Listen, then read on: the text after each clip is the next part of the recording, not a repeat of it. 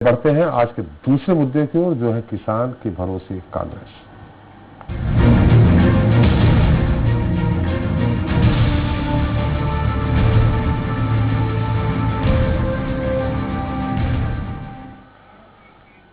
तो मध्य प्रदेश में कोरोना के चलते निकाय चुनाव में देरी हो रही है, लेकिन अब माना जा रहा है कि जल्द ही चुनाव की घोषणा हो सकती है। ऐसे में सुस्त नजर आ रही कांग्रेस भी आक्रामक रुख अख्तियार करती नजर आ रही है। दिलचस्प बात तो यह है कि कांग्रेस ने खुद को मजबूत करने के लिए एक बार फिर किसानों को चुना है। दरअसल नए कृषि कानून के खिलाफ किसान तकरीबन 1.5 महीने से आंदोलन पर डटे हुए हैं। वहीं किसानों के समर्थन में अब मध्य प्रदेश कांग्रेस भी जोरदार ढंग से हल्ला बोलने के तैयार है। पार्टी ने किसान सम्मेलन के साथ ही भोपाल में राजभवन घेराव तक की योजना बनाई है, लेकिन सवाल है कि क्या इसका फायदा कांग्रेस को होगा। चलिए इसका जवाब जानने की कोशिश करें, उसके पहले देख लेते हैं। किसानों के लिए आंदोलन का ऐलान, सड़कों पर उतरेगी मध्य प्रदेश कांग्रेस। बड़ा सवाल, हल्ला बोल से क्या हाथ होगा मजबूत। बीते साल मध्य प्रदेश के 28 विधानसभा सीटों पर हुए उपचुनाव में बीजेपी की कामयाबी के बाद कांग्रेस बैकफुट पर चली गई थी, लेकिन अब नए साल में पार्टी खुद को आगे बढ़ाने की कवायद में जुट गई है। दिलचस्प बात यह है कि कांग्रेस एक बार फिर किसान के भरोसे है। दरअसल केंद्र सरकार के नए कृषि कानूनों के खिलाफ मध्य प्रदेश में कांग्रेस ने जोरदार प्रदर्शन की तैयारी की है। 15 जनवरी को दोपहर 12 बजे शंख बजाकर पूरे प्रदेश में चक्का जाम की शुरुआत होगी। वहीं 20 जनवरी को कांग्रेस मुरैना में किसान सम्मेलन करेगी, जबकि 23 जनवरी को कांग्रेसी भोपाल में किसानों के समर्थन में राजभवन का घेराव करेंगे। इन सब के बीच मुख्यमंत्री कमलनाथ ने एक बड़ी बात भी कही है। उन्होंने कहा है कि वो दिल्ली नहीं जा रहे और न ही आराम करेंगे। उनके मुताबिक वो प्रचार प्रसार की राजनीति से दूर रहते हैं। वहीं अब जब किसानों के साथ खिलवाड़ हो रहा है तो कांग्रेस से शांत नहीं बैठेगी। पिछले सालों में मुझे समझा होगा कि ये मीडिया प्रचार प्रसार की राजनीति से मैं बहुत दूर रहता हूँ। सबसे बड़ा खतरा आज एमएसपी का है कि क्या अंतर हुआ है मध्य प्रदेश में और देश में। इधर मध्य प्रदेश बीजेपी के अध्यक्ष वी.डी. शर्मा ने पीसीसी चीफ के बयान पर पलटवार किया है। उन्होंने कहा है कि कमलनाथ की स्थिति बेगानी शादी में अब्दुल्ला दीवाना जैसी है। वी.डी. शर्मा के मुताबिक कमलनाथ को किसानों और किसान आंदोलन की इतनी देर बाद याद आ रही है। कॉन्ट्रैक्ट फार्मिंग इस कानून का एक अहम हिस्सा है और कमलनाथ जी कहते थे कि ये हमने बहुत पहले शुरू कर दी थी। तो कमलनाथ जी आप ये दोहरा चरित्र, एक और आप ये कहते हैं और दूसरी ओर आप ये कहते हैं। मैं तो पूछना चाहता हूं कमलनाथ जी, आप जो किसान आंदोलन कर रहे हैं वो वहां छिंदवाड़ा में रहेंगे कि नहीं रहेंगे? क्योंकि अभी तक तो किसान आंदोलन में वो कहीं थे नहीं। वार पलटवार से बात करें तो कांग्रेस प्रदेश में कमजोर हुई अपनी राजनीतिक जमीन को फिर किसानों के जरिए मजबूत करना चाह रही है, लेकिन बड़ा सवाल ये है कि क्या कांग्रेस पर किसान भरोसा करेंगे। दरअसल साल 2018 में कांग्रेस सत्ता में आई थी तो उसने 10 दिन में कर्ज माफी का वचन दिया था, जो कथित तौर पर पूरा नहीं हुआ। ऐसे में किसान क्या फिर कांग्रेस के वादों पर विश्वास करेंगे, ये देखना भी अहम होगा। Bureau report, Swaraj express. तो चलिए अब किसान भरोसे कांग्रेस के मुद्दे पर चर्चा शुरू करते हैं, जिसके लिए हमारे साथ लगातार बने हुए हैं बीजेपी नेता विकास गोंदिया जी हैं, कांग्रेस प्रवक्ता जितेंद्र मिश्र जी हैं और वरिष्ठ पत्रकार रमेश शर्मा जी हैं। एक बार सुनिए जितेंद्र जी, बहुत दिनों बाद जाके 50 दिन बाद आपके पूर्व मुख्यमंत्री जी और दूसरे बड़े नेता के अब हम जो चेताएंगे जनता को, बताएंगे कॉन्ट्रैक्ट फार्मिंग किस तरह से गड़बड़ हो रही। बहुत 50 दिन हो गए लगभग। देखिए त्रिपाठी जी, सवाल 50 दिन का नहीं है। सवाल ये है कि किसान इस देश में आंदोलन कर रहे थे। किसानों को, आंदोलन को हमारा नैतिक समर्थन प्रथम दिन से ही था। हम लगातार उनके पीछे खड़े थे। हमने किसानों से ये कहा था कि आप आंदोलन करिए, हमारे लायक जरूरत पड़ेगी हम भी आपके साथ सड़क पर खड़े होंगे जी। सदन से जब रास्ता बंद हो जाता है तो सड़क पर खुल जाता है रास्ता। वही हुआ। सदन में हमारी सुनी नहीं गई, क्योंकि बहुमत में भारतीय जनता पार्टी थी। राज्यसभा में कहीं वोटिंग कराने की जरूरत नहीं समझी गई, इसलिए हमें सड़क पर आना पड़ा। हमने किसानों के समर्थन सदन के अंदर भी किया और सड़क पर भी करने को तैयार थे। आप सुनिए, वहां पे नहीं पहुंचे, यहाँ पे जिलों में कर रहे हैं, तो क्या ये जनजागरण कर रहे हैं? बिल्कुल। देखिए हर चीज का एक स्टेप होता है। 7 तारीख से हम जिला मुख्यालय, ब्लॉक मुख्यालय पर काम करेंगे और 15 तारीख के बाद हम राजधानी भोपाल और एक बहुत बड़ा सम्मेलन मुरैना में करने जा रहे हैं। किसानों के जब किसानों के साथ जाती होती गई, 1 महीने से ऊपर हो गया, 1.5 महीना हो गया, सरकार के कानों में जू नहीं रेंग रही है और कोई गलत बात हम नहीं कर रहे हैं। मोदी जी भी 2011 में, त्रिपाठी जी यही बात करते थे, अरुण जेटली भी यही करते थे और भारतीय जनता पार्टी के जितने बड़े नेता हैं सारे के सारे इस चीज का विरोध करते थे। आज इसमें कौन सी एक बड़ी सफलता इन्हें दिख रही इस देश को लेकर के कि इन्होंने वही की वही जिसका ये विरोध करते थे वही चीज सामने आ गई, क्योंकि अडानी और अंबानी जैसे बड़े उद्योगपतियों को कहीं ना कहीं फायदा पहुंचाने की नीयत से सरकार काम कर रही। एक चीज। दूसरी चीज, आपने किसान संगठनों से साथ कौन सी बैठक ली, किसान संगठनों के साथ कौन सी मंत्रणा करी, कौन सी आपने विशेष बात करी जिससे कि किसान आपके साथ खड़े हो? आपने किसी को नहीं बुलाया। आपका कहना है स्वामीनाथन जो बना है उसने सबको बुलाया होगा, हमें क्या लेने देना। ऐसे सरकार नहीं, अचानक मध्य प्रदेश में 50 दिन बाद कमलनाथ जी जग जाते हैं तो मतलब कहीं ना कहीं आपको नगरीय निकाय और सब चुनाव में दिख रहा है कि त्रिपाठी जी, नगरीय निकाय का चुनाव का सवाल नहीं है। सवाल इस बात का है कि आखिर किसान को किसके भरोसे छोड़ा जाए।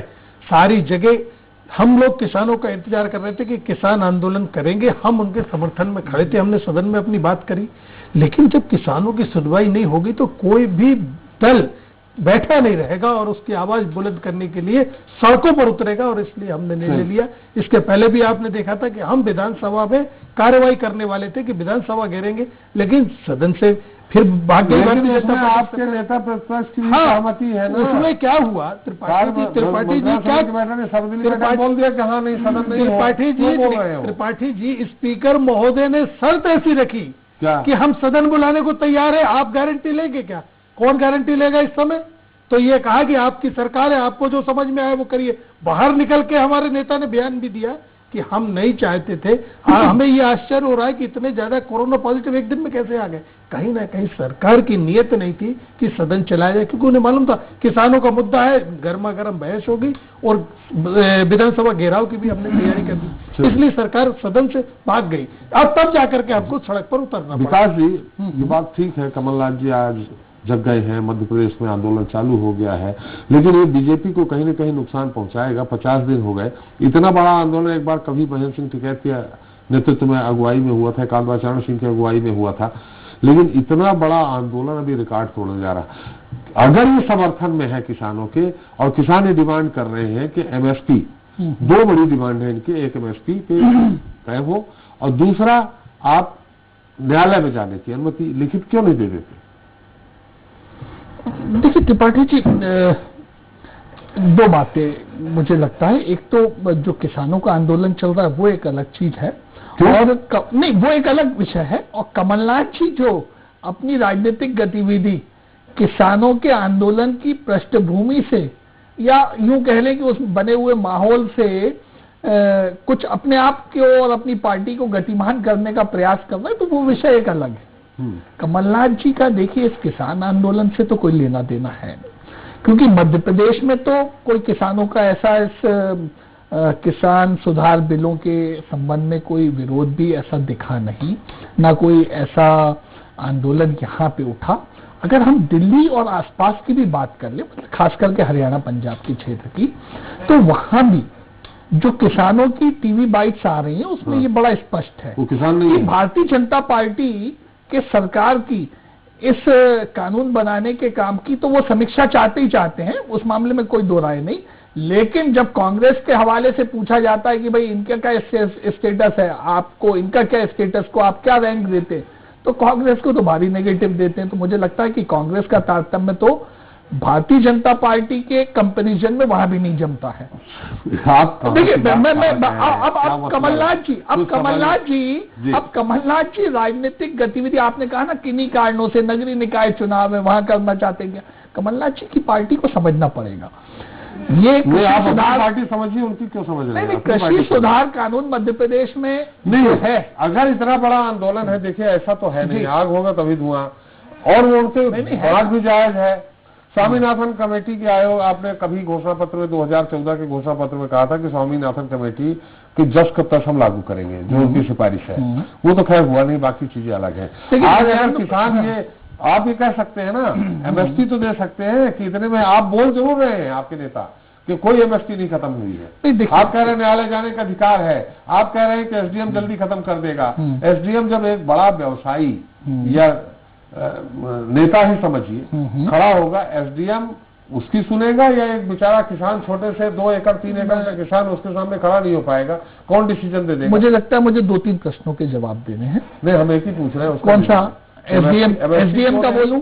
एसडीएम क्यों नहीं और न्यायालय क्यों नहीं जा सकता? नंबर 1 बात, ये जो कृषि सुधार बिल आए, इसमें एक बाजार की व्यापकता को बनाने का प्रयास किया गया ताकि खरीदारों की संख्या और क्षमता दोनों में वृद्धि हो सके और उससे बाजार के भाव में उठाव आ सके, इससे संबंधित था। अब जो एमएसपी की बात है वो इस कृषि सुधार कानूनों में जिक्र ही नहीं है, वो एक अलग विषय है। एमएसपी जिक्र नहीं है, यही तो समस्या है। हाँ, मैं बात बता रहा हूं ना, वो एक विषय अलग है और पार्टी सहमत है कि इस मामले में एक अलग विषय मानते हुए चर्चा होनी ही चाहिए। कितनी और चर्चा? 9वीं चर्चा में ये केवल एक ये तय हुआ है कि एक और चर्चा 10वीं होगी। ना कितनी चर्चा? नहीं, ये विषय तो तब आया जब किसानों की ये डिमांड आई कि एमएसपी की चर्चा इसके साथ की जाए। तो उसके लिए पहले दिन से विकास डिमांड है। अरे जितेंद्र जी सुन तो लीजिए। नहीं, मैं आपको इंटरप्ट कर रहा हूं, लेकिन ये देखिए आप इंटरप्ट कर रहे हैं। पहले दिन से ये अरे आप इंटरप्ट कर रहे हैं भाई। जो सुनिए ना, अध्यादेश क्या आए थे? अध्यादेश जो आए थे उन्हीं को बिल के लिए प्रस्तावित किया गया, उन्हीं को कानून बनाया गया। आपने डिमांड रखी और सरकार का कहना है भाई अध्यादेश और बिल कानून में ये नहीं है कहीं कि मिनिमम सपोर्ट प्राइस आपको मिलता रहेगा, ये फिक्स रहेगा, कहीं नहीं है आपकी। मैं क्या कह रहा हूं सर, मिनिमम सपोर्ट प्राइस ना पहले कानूनन अप्लाइड था, भविष्य में हो इसके लिए प्रयास होने चाहिए। सरकार अब जब से ये बात आई है किसानों के माध्यम से तो इसके ऊपर चर्चा हो भी रही है। सरकार तैयार है, था कि नहीं था? सरकार तैयार है, बातचीत के लिए तैयार है ना। पिछली बैठक में हमने कहा ना, बातचीत कितने 50 दिन हो गए। देखिए पिछली बार की जो बैठक हुई है 8 तारीख पिछली 4 तारीख की, उसमें तो केंद्रीय मंत्री नरेंद्र सिंह तोमर जी ने कहा कि चलिए एमएसपी पे बात कर लेते हैं कि क्या प्रावधान करने, क्या आप लोग चाहते हैं।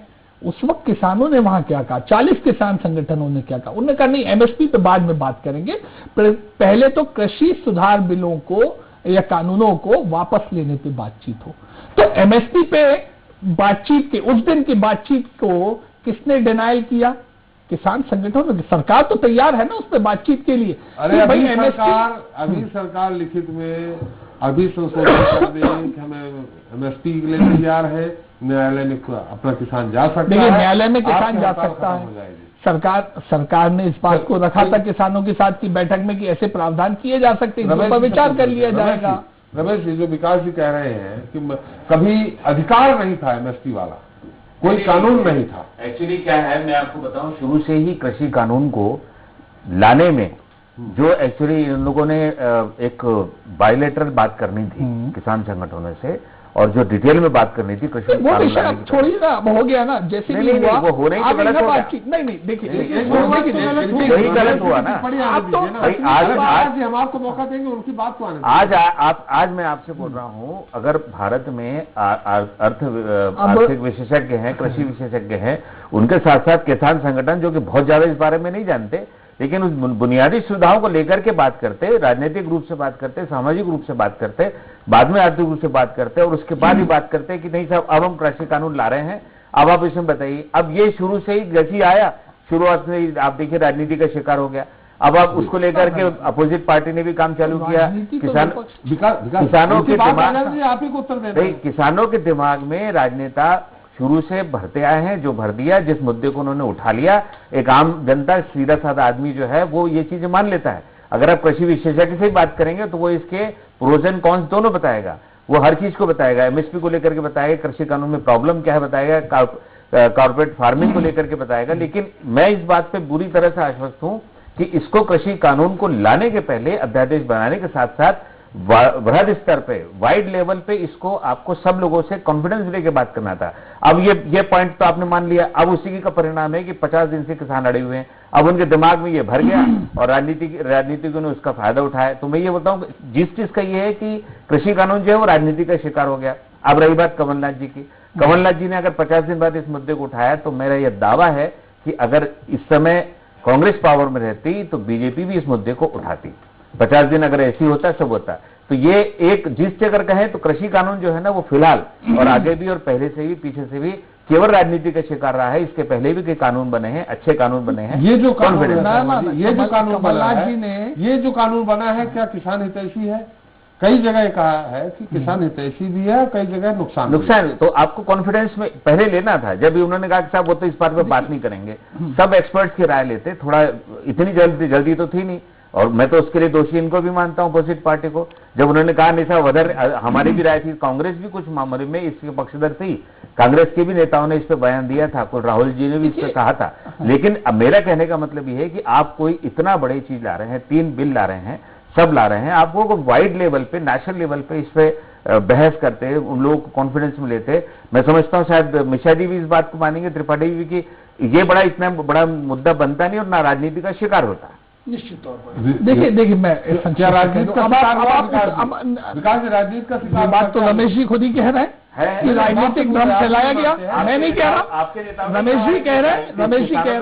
राजनीतिक भ्रम फैलाया गया और शिकार हुआ। ठीक, मैं जो बात रखना चाह रहा हूं त्रिपाठी जी, मध्य प्रदेश के परिप्रेक्ष्य में भी हम देखें कमलनाथ जी क्या कह रहे हैं। कॉन्ट्रैक्ट फार्मिंग ऑलरेडी था, छिंदवाड़ा तक में होता था, उसकी डिटेलिंग भी बता रहे हैं। और कॉन्ट्रैक्ट फार्मिंग तो मध्य प्रदेश के मंडी एक्ट में भी डिस्क्राइब है। मध्य प्रदेश के परिप्रेक्ष्य में हम देखते हैं तो कॉन्ट्रैक्ट फार्मिंग मंडी एक्ट में डिफाइंड है, हो रहा है। वही तो अब पूरे देश, मध्य प्रदेश के लिए नवीनता कमलनाथ जी खुद ही कह रहे हैं नहीं है। विकास जी, इस कानून से फायदा क्या होने वाला है किसानों? देखिए किसानों को एक फायदा आप होने उत्तर वाला था। लेंगे। मैं बिल्कुल संक्षेप में बोल देता हूं। किसानों को जो मंडी के बाहर व्यापारी खरीदार उपलब्ध नहीं होता था, कानूनी प्रतिबंधों के कारण अब किसान को मंडी के बाहर भी व्यापारी उपलब्ध हो जाएगा। किसान को एक सरलता हो गई बेचने में। नंबर दूसरी चीज, मंडी शुल्क जो होता था वो बड़ा हैवी था कई प्रदेशों में। तो मतलब पंजाब में तो 8% तक मंडी शुल्क था। इस कानून के माध्यम से मंडी शुल्क को मंडी के बाहर जो शून्य किया गया है, इसने एक ऐसा कंपटीशन तैयार किया है। और जो यूं कहें आप गुड गवर्नेंस को, सुशासन को हिंड्रेंस करने वाला इंस्पेक्टर राज के कानून और नियम थे, उनको धराशायी किया गया है। इससे क्या होगा, जब व्यापार इजी होगा, इंस्पेक्टर राज खत्म होगा, तो यकीनन व्यापारी की खरीदी की क्षमता बढ़ेगी। व्यापारी सभी है, पैन कार्ड होल्डर व्यापारी हो सकता है, भले कांग्रेस 2 नाम लेती रहे। हर एक पैन कार्ड होल्डर की क्षमता में भी बढ़ोतरी होगी और उसके पास में चूंकि भंडारण की भी क्षमताएं बढ़ने का इसमें प्रावधान है, तो उससे भी उसके पास में वृद्धि होगी, संख्या में वृद्धि होगी, संख्या और क्षमता दोनों में वृद्धि हो रही। अब आप बताइए, हम हजार किसान, सब में बढ़ती। जितेंद्र जी सहमत हैं आप? बिल्कुल। और इनको तो 2 ही व्यक्ति दिखते हैं खरीदार, पैन कार्ड होल्डर नहीं दिखते। 2 व्यक्ति को हटा के बात कर रहे हैं। अरे आप हर पैन कार्ड होल्डर के लिए ओपन है, हर पैन कार्ड होल्डर के लिए ओपन है ये व्यापार। उत्तर आनंद जी, आपने अभी इतना लंबा उत्तर दिया, उनका भी तो सवाल सुन रहे हैं। त्रिपाठी जी गुड गवर्नेंस की बात कर रहे हैं, इससे बड़ी बैड गवर्नेंस कुछ नहीं होगी। आप मंडी में 8% शुल्क लगा रहे हैं। देखिए कौन लगा रहा है? पंजाब, मध्य प्रदेश नहीं लगा रहा। देखिए प्रदेश आप एपीएमसी में 8% आप मंडी के बाहर 0% टैक्स पे व्यापारी को खरीदने की अनुमति दे रहे हैं। त्रिपाठी जी, झोल सबसे बड़ा ये है जो आपकी नियत पर शंका पैदा करता है। होगा क्या, मैं बता रहा हूं क्या होगा। होगा ये कि जिसके पास पूंजी होगी, बड़ा व्यापारी होगा, वो मंडी के बाहर अपनी मंडी बनाएगा और 0% मध्य प्रदेश में अभी भी कर सकते हो आप। मैं बता रहा हूं, कोरोना काल, बिल्कुल वही विकास जी आपकी बात को आगे बढ़ा रहा हूं। अब बड़ा व्यापारी जिसको कि हम नाम लेते हैं वो आएगा, वो 8% छूट के साथ खरीदी करेगा, तो किसान मंडी में जाएगा या ज्यादा पैसे के लालच में वहां जाएगा। 8% वाले को कम करिए, इनकी नियत जो है, इनके शब्दों पे मत जाइए, इनकी नियत देखिए। मंडी शुल्क को कम करिए। जब 0% शुल्क में बाहर व्यापारी काम करेगा, 8% कटती लगेगी यहाँ पर, तो निश्चित तौर पर किसान आधे ज्यादा रेट के चक्कर में प्राइवेट मंडी में जाएगा। फिर ये कहेंगे कि अब मंडी की आवश्यकता क्या है, क्योंकि किसान मंडी खत्म हो जाएगी। सीधा सा उत्तर आप ये इनका एजेंडा है जो कि हिडन है।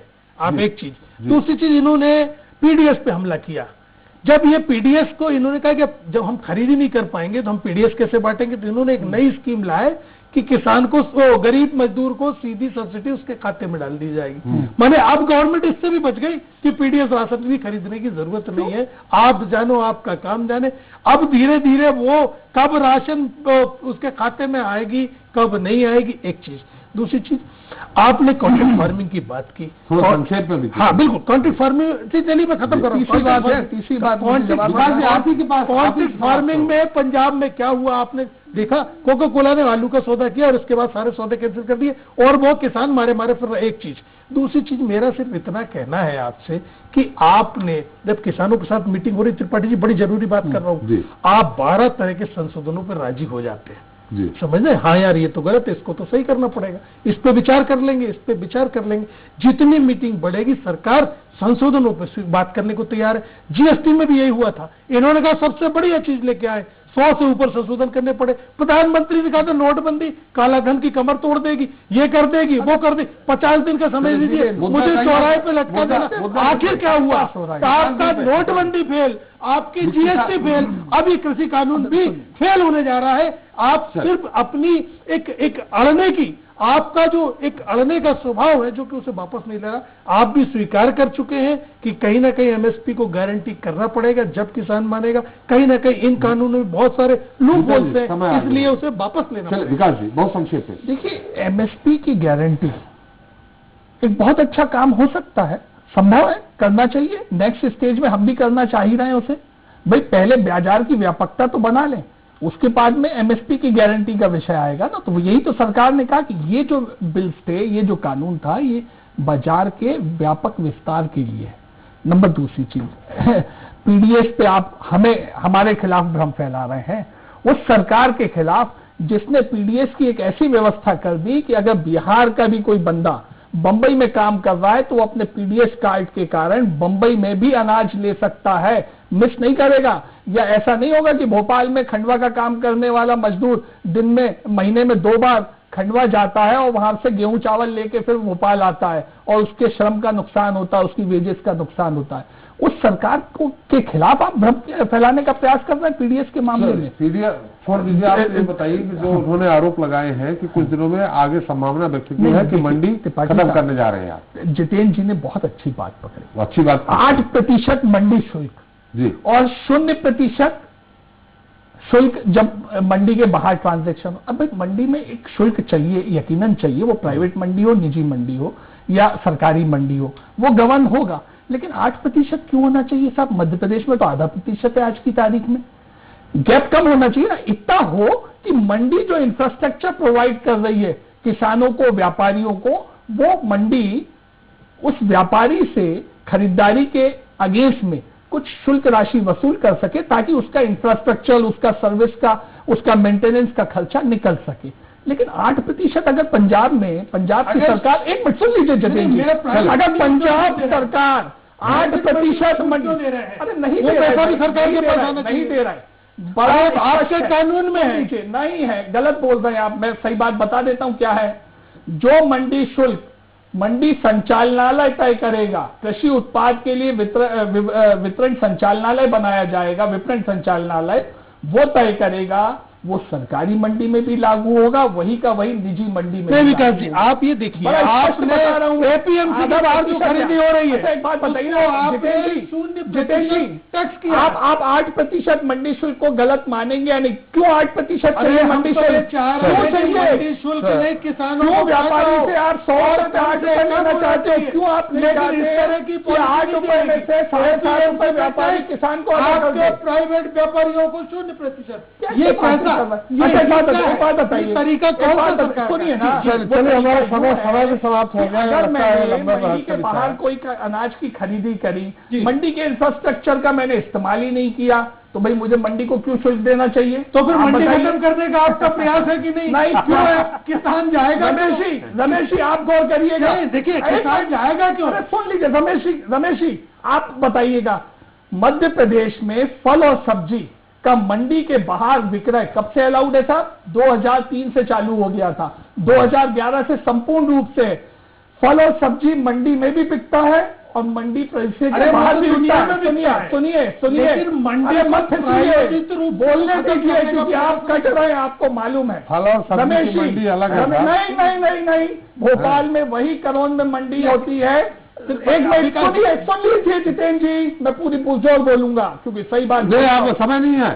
मंडी समय में समाप्त हो फल गया और है। सब्जी के क्रय विक्रय पे शुल्क लगता है और मंडी के बाहर नहीं लगता। लगता है, मैं कह रहा हूँ, आपकी बात मान दिल्ली में कह रहा हूँ, लेकिन जो 80% प्राइवेट व्यापार मंडी है, उसे करोन मंडी में होता है। क्यों होता है? इसलिए क्योंकि दिया जा रहा है फैसिलिटी कि मिलती है। किसान वहां अगर मंडी की कॉम्पिटिटिविटी बनी रहेगी तो मंडी आएगी। आपकी अच्छा नीयत है जो अच्छा, एक बात बताइए, समझ में एक बात बताइए, जी किसान पहले है या चलिए हमारा पहले है? चलिए हमारा इसका कल्याण पहले है। एक मिनट रमेश मंडी जी की आय बढ़ाने के रमेश लिए जी की किसान को शोषित करेंगे। विकास जी एक मिनट, रमेश जी की टिप्पणी, हमारा समय भी समाप्त हो सर, गया। पूछिएगा फल सब्जी मंडी, मैं आपसे बताऊं, फल सब्जी सबसे बड़ा हाँ, तो बोलने तो देंगे तब सबसे बड़ा मतलब क्या हुआ कि हर बिल को पास करने के पहले ड्राफ्ट बिल डिस्क्लोज होता है, पब्लिश होता है। जितेंद्र जी आप भी मानते हैं, विकास जी, हर अध्यादेश को जारी करने के पहले हमेशा राय मांगी जाती है। इसको पहले ड्राफ्ट बिल के रूप में पेश करना था, उसके बाद इसको पूरी तरह से सघनता से जांच करना था, उसके बाद इसको कानून बनाना था। अब इसमें दोनों की गलती है। अब अगर आपने मंडी शुल्क 8% की थी, हमारे आधे % की है, तो सेंट्रल गवर्नमेंट सबके साथ मिलकर एक ऐसा मतलब ऐसा कोई कानून बना दे कि भाई मंडी शुल्क इससे ज्यादा नहीं होगा और उसके बाद किसान की मर्जी है। सब प्रोज एंड कॉन्स दोनों के हैं, लेकिन सबसे बड़ी प्रॉब्लम यह है कि इसको बीजेपी ने, कांग्रेस की और अपोजिट पार्टी की गलती रही, उसको उन्होंने समय पे अपोज नहीं किया। पास होने के बाद अरे 12-13 राज्यों में आपको तो पहले ही मंडी अपोज करना चलिए हमारा ड्राफ्ट बिल नहीं आया। विकास जी, जितेंद्र जी, हमारा समय समाप्त हो गया। फल रमेश सब्जी जी, का उदाहरण है, आप आपके सभी का पास बहुत बहुत सफल धन्यवाद उदाहरण है। आपका, रमेश जी, जितेंद्र जी, आपका, विकास जी का हमारे साथ चर्चा में शरीक होने के लिए।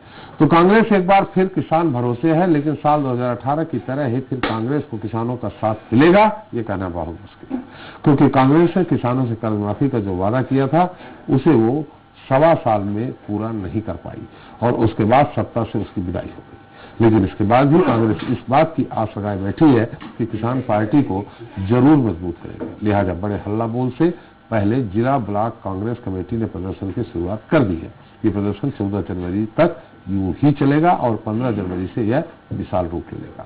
खैर, किसानों के लिए सरकार के खिलाफ हल्ला बोल से कांग्रेस को कुछ हासिल होगा या नहीं, देखना हम होगा। इसी के साथ चलता आगे रखता है, फिर हाजिर होंगे नए मुद्दे, नए साथ। नमस्कार।